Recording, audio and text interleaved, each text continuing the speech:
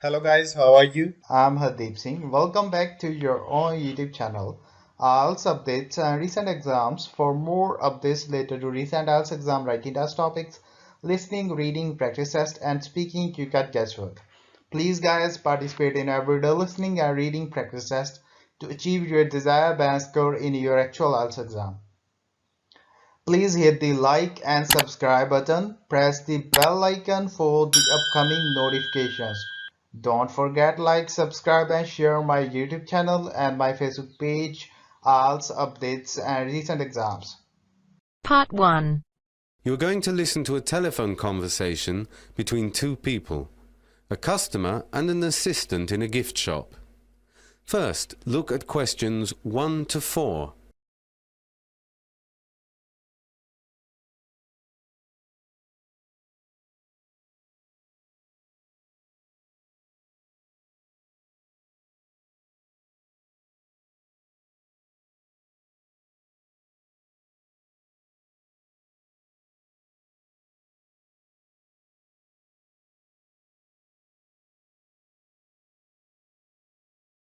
Now listen to the first part of the conversation and answer questions 1 to 4.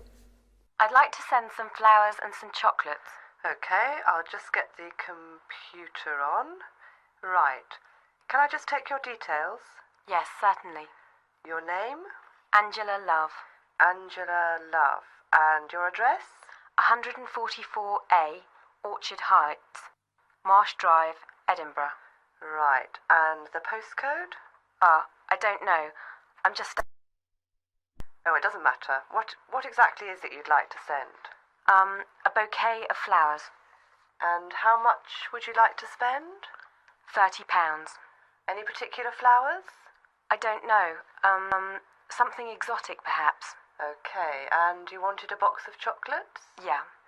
To what value? Say £25? Right, £25. And the chocolates, what would you like? Dark, white, milk, liqueurs, or a mixture?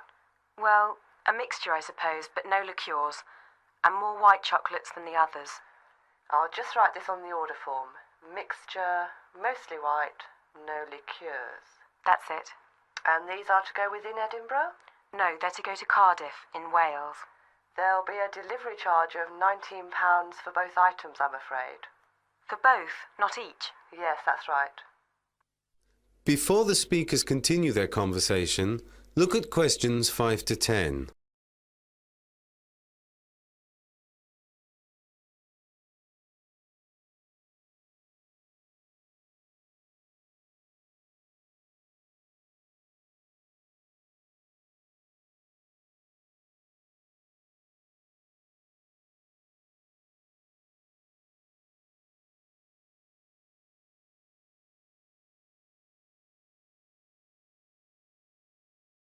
And how would you like to pay, madam?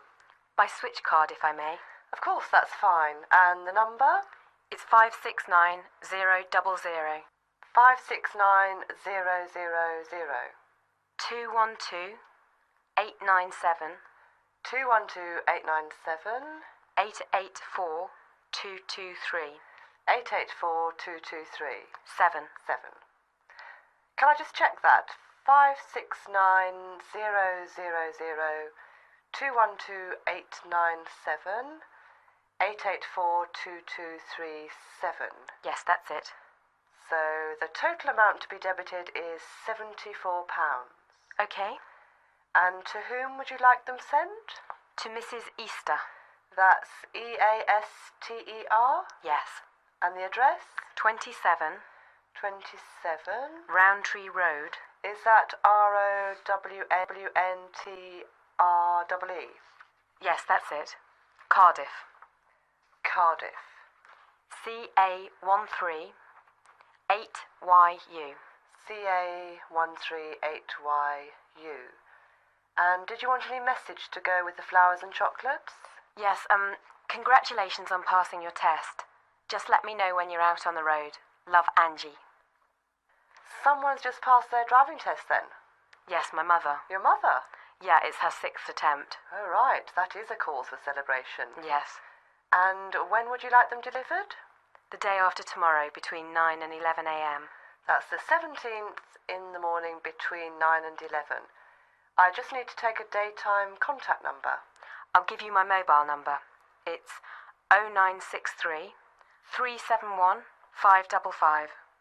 0963 317... No, 371 555. 371 555. I'll arrange this for you now. Okay, thank you. Thank you. Goodbye. Have a nice day. You too. Goodbye. That is the end of part 1. You now have half a minute to check your answers.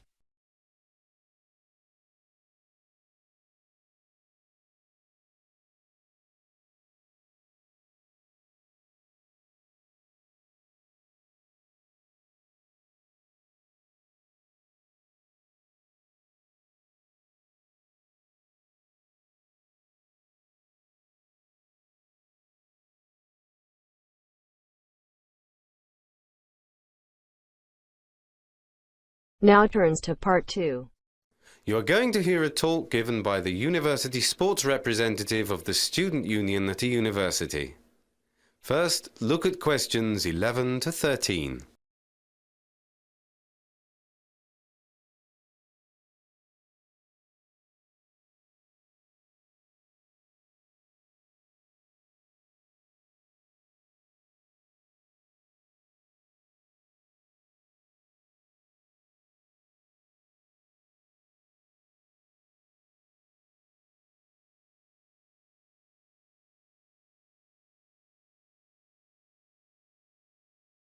Good afternoon.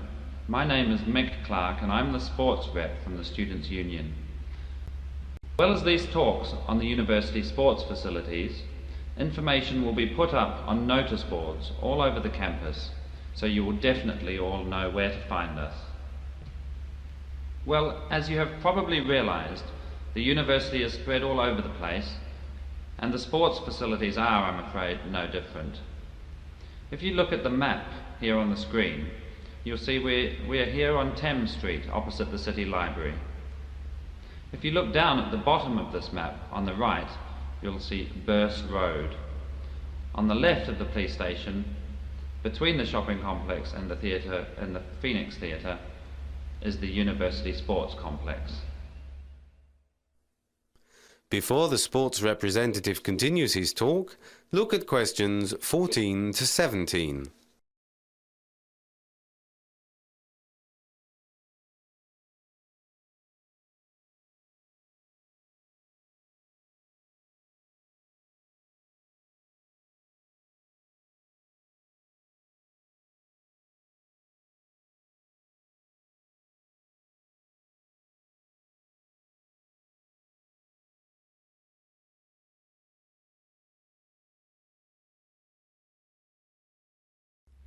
The complex is arranged over 4 floors, 2 above ground and 2 below. The buildings were just completed last year, funded by an anonymous donor. The swimming pool is on the lower ground floor, and we're very lucky in that a full-sized Olympic pool is to be built by the end of this academic year, along with a new sauna. In addition, there are a number of other facilities, including various courts, and I would strongly advise you to book well in advance if you want to use any of these courts, as they're very much in demand. We have full changing facilities, 3 large halls for aerobics and other classes, 3 squash courts and 2 badminton courts. And 2 other exciting developments in the pipeline are a state-of-the-art gym and an ice skating rink. There are also courts for playing softball and basketball, and there is, of course, a cafeteria which is run by the Students' Union, so the prices are reasonable. A welcome addition is the bar, which is due to open shortly. For outdoor sports, I'm afraid we have to go further afield. The university grounds for rugby, football, hockey and cricket are on the edge of the city centre in the southwest, on the north bank of the river, as you can see from this map. The rowing and canoeing clubs, which are very popular, also run from there. The only bus that goes to the university sports fields directly from here is the 553. No, sorry, it's the 53. It is fortunately very frequent and runs late into the night. The last buses either way are around 12:30. But there is also a minibus service which is pretty frequent and reliable, and the times are posted at the Students' Union office. If you want to join up for any of the clubs, you just have to see the reps on the stalls at the different societies' stalls outside. Anyway, thanks for taking the time to come in and listen, and I wish you every success whether you decide to take up some form of sport. That is the end of part 2. You now have half a minute to check your answers.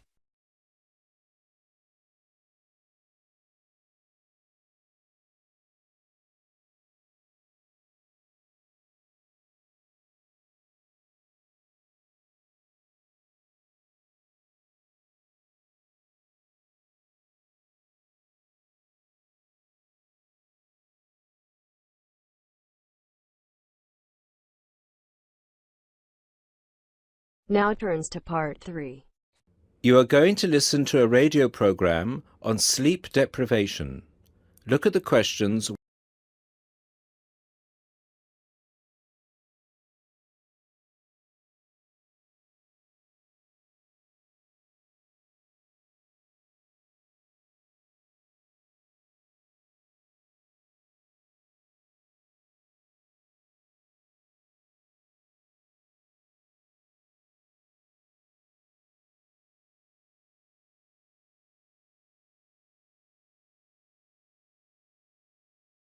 With us in the studio today are Dr. Peter Collins, a senior lecturer in the Department of Psychology at the University of Chicago, and Helen Gardner, the author of the book Deep Sleep.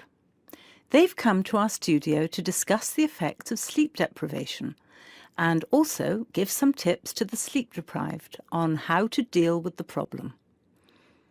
Welcome to the studio, Helen and Peter. Now, Peter, what are the reasons for sleep deprivation and how can it affect our lives? Well, the research into sleep deprivation started in the late 50s and has been going on ever since. Many researchers link sleep deprivation with electricity, television and computers, which have enabled humans to work 24/7.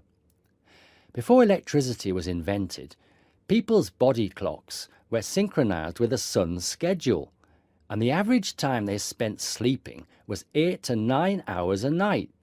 By 1975, that average was down to 7 hours, and today 1/3 of us sleep less than 6 hours a day. This leads to a condition called chronic sleep deprivation, which basically means going for extended periods of time with less sleep than your body needs.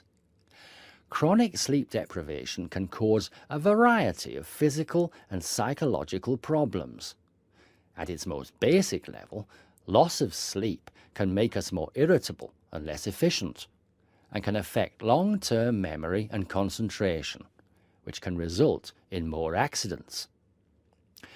According to the latest research into sleep deprivation is the main reason for 3% of plane crashes, 10% of domestic accidents, 20% of accidents at work, and 45% of all traffic accidents.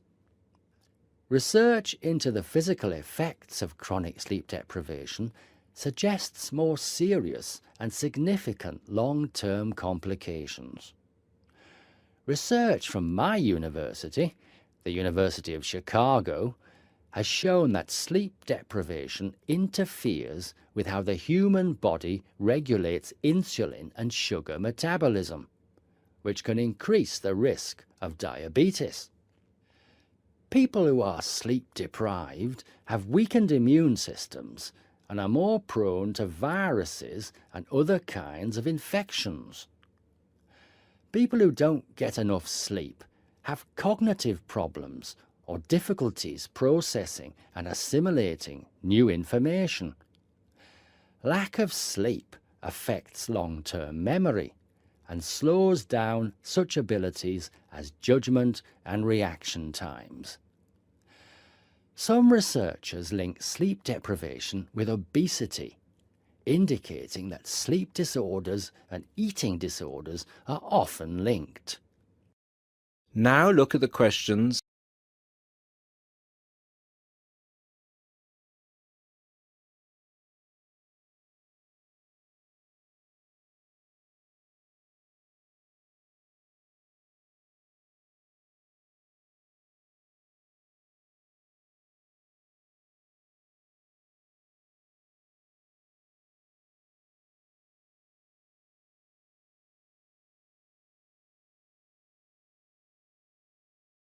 Helen, you've done a fair amount of research for your recent book on helping people deal with sleeping problems. Could you give our listeners some tips on managing their sleep? Well, if you spend several hours a night tossing and turning in bed, trying to fall asleep, you first have to find out how much sleep you need. To do so, you'll need to try and sleep 6 to 9 hours a night. Set aside 3 days for the experiment. It's best to do it on a long weekend or a holiday to ensure it doesn't get interrupted. During the experiment, you should go to bed at the same time every night and give yourself 6, 7, 8 or 9 hours of sleep. Then monitor the way you feel throughout the day to find out how many hours of sleep you need in order to feel your best. Once you find out how much sleep you need, you can work on improving the quality of your sleep. The main secret here is to allow yourself 1 or 2 hours to relax before going to bed. You may want to try and have a warm shower or bath before going to bed. Doing some quiet activities such as reading or filing can help some people relax. A warm drink in bed helps to induce sleepiness. Some people take up yoga or meditation to help them relax at night. Different techniques will work for different people, so it's best to experiment and find the one that suits you best. You should definitely avoid using technology before going to bed. Activities such as playing video games, watching TV, and others which require you to use your attention can stop you from falling asleep. Avoid eating before going to bed. A late dinner can disrupt your sleep. Not only is going to bed with a heavy stomach bad for digestion and can make you overweight, but it can also keep you awake for hours. Caffeine-rich drinks can increase your heart rate, which can stop you from falling asleep. Energy drinks also have the same effect on your body. You should avoid drinking these at night. The same goes for vigorous physical exercise, such as weightlifting or working out on a treadmill. In many cases, you can reset your body clock and make it tick for you by changing your lifestyle. If your sleep deprivation is severe, it's always best to seek professional advice and get an appointment with your doctor, who might prescribe you sleeping pills. Thank you, Helen. We'll be back after the break and we'll be answering questions we've received from our listeners. That is the end of part 3. You now have half a minute to check your answers.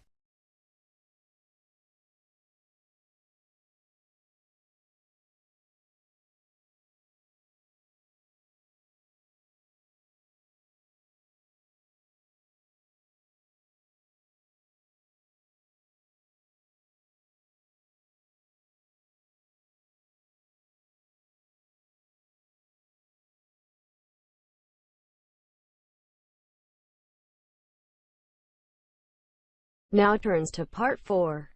You are going to listen to a lecture on language learning. Look at the questions.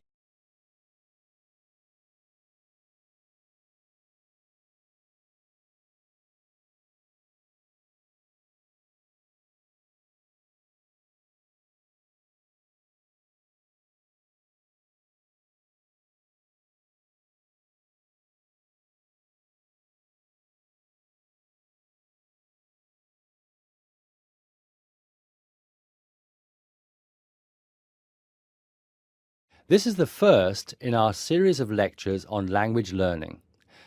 The topic I'd like to deal with today is what makes a successful language learner? There's been a lot of research into what makes some people learn a language faster than others. In this lecture, I'll summarize the main findings of the research into the subject.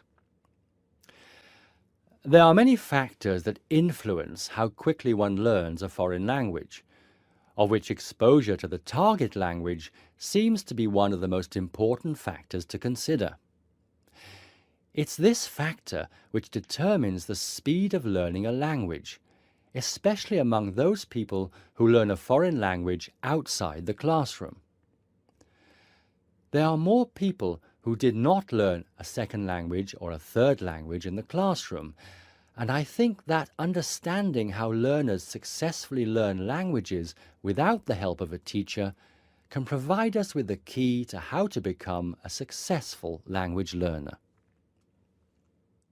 Let's look then at the characteristics of a successful language learner.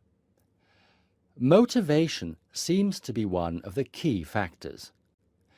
Research into motivation has identified two main types: instrumental motivation and integrative motivation.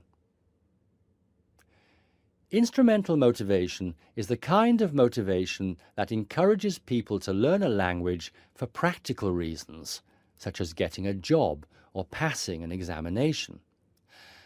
Learners with this kind of motivation intend to use the target language as a tool or instrument to help them achieve a goal.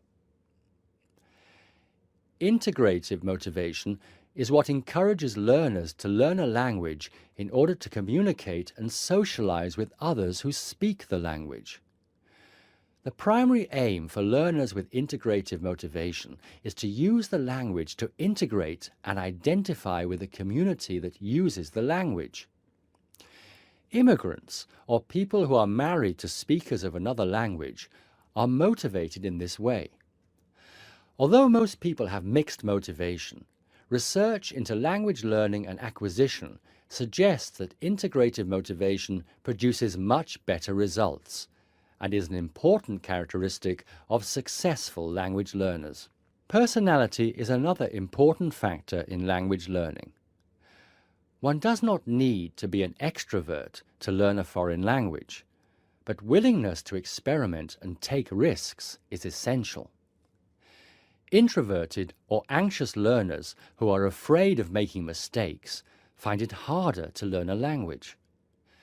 Good language learners will try to experiment with different ways of learning vocabulary or grammar until they find the way that suits them best. Language is a complex system. Successful language learners often design complex learning systems to master a language. They think about how they learn and organize their learning accordingly.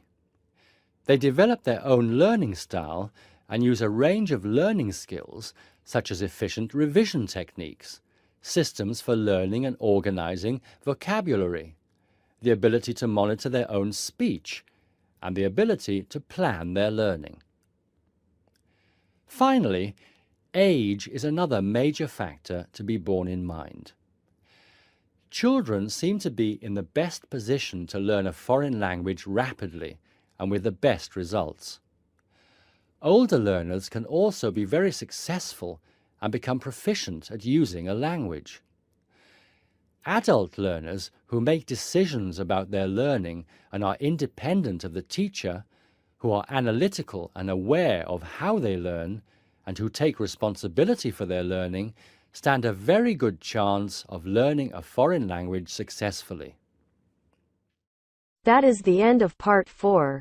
You now have half a minute to check your answers. So guys, don't forget like, subscribe and share my YouTube channel and my Facebook page, IELTS updates and recent exams. For more updates related to recent IELTS exam writing test topics, listening, reading, practice test and speaking, you got guesswork. Please guys, participate in everyday new IELTS listening and reading practice tests to achieve your desired band score in your actual IELTS exam. For more IELTS material, visit my official website www.ieltsupdatesandrecentexams.com. The link is given below in the description. If you need PDF files of latest IELTS material, then please join my Telegram channel. So guys, please write your score below the comment section. Again, thanks for listening. God bless you all guys. Stay tuned, stay safe.